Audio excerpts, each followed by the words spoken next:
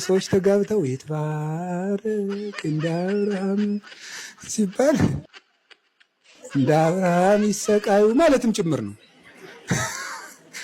ሰው ማወቅ አለበት። እንደ ሳራም ይሰቃዩ ማለት ነው። እንደ አብርሃም እና እንደ ሳራም ልጃተው ይኖሩ ማለት ነው። መዝሙሩ ራሱ ማለት ነው።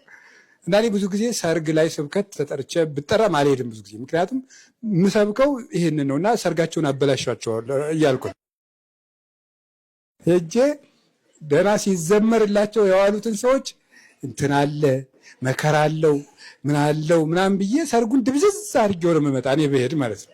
እና የእግዚአብሔር ሰዎች ሁሉም ነገር ምን አለው ነው ንገሩኝ እንጂ ግን ከተራራው ጫፍ ላይ ምን አለ?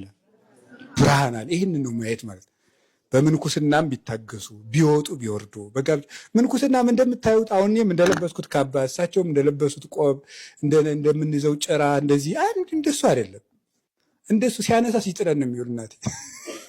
እውነት ሲያነሳ ሲጥለን፣ ሲያፈርጠን፣ ሲያነሳን፣ ሲያደናቅፈን፣ ሲጎትተን ነው የሚውለው። በእውነት እግዚአብሔር በሚያውቀው እንደሱ አይደለም። እና እንደዚያማ ቢሆን ይሄን ለምንድን ነው የምነግራችሁ መሰላችሁ? ተስፋ እንዲኖራቸው ነው። ተስፋ እንዲኖር ተራራው ጫፍ ላይ ብርሃን አለ። ሁልጊዜም እንደሱ ነው። ምንም ነገር ተራራ እንደሆነ አይቀርም። ምንም ነገር ነው። ፈተና ከሰው ከክርስቲያኖች አይርቅም።